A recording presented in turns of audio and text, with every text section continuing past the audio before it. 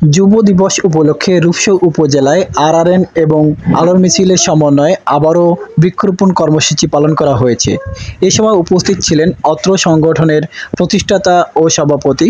তারা বলেন, একটা কর্মসূচি পালন করতে নানাবিধ বাধার সম্মুখীন হতে হয়। সর্বপ্রথম সম্মুখীন হতে হয় ঠিকভাবে আমাদের অসুবিধা সৃষ্টি হয়। বিভিন্ন ডোনারের মাধ্যমে আমরা এই গাছগুলো পেয়ে থাকি। যদি আমাদেরকে প্রশাসন সহযোগিতা করে, শুধু আমাদেরকে নয় সমস্ত সংগঠনগুলোকে, তাহলে এই সংগঠনের স্বেচ্ছাসেবীরা আরো বেশি উদ্বুদ্ধ হবে।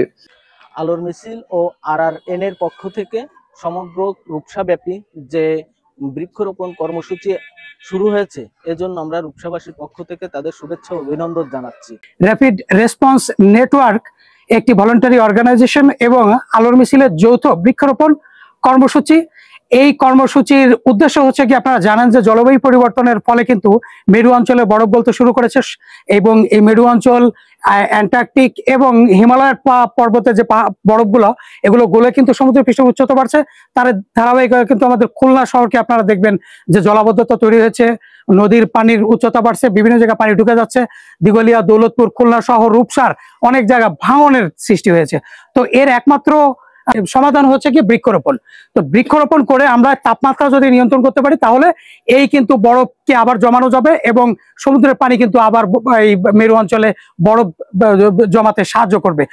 আজকের এই কর্মসূচিটি আমাদের কাছে একটি দৃষ্টান্ত হয়ে থাকবে, কেননা বৃক্ষ আমাদেরকে অক্সিজেন দেয়, আর এই অক্সিজেন আমাদেরকে বেঁচে থাকতে সাহায্য করে। আমি আন্তরিকভাবে কৃতজ্ঞতা প্রকাশ করছি আলোর মিছিলের প্রতি। তারা আরআরএন স্বেচ্ছাসেবী সংগঠনের সাথে যৌথ উদ্যোগে এমন মহৎ উদ্যোগ নিয়েছে বলে।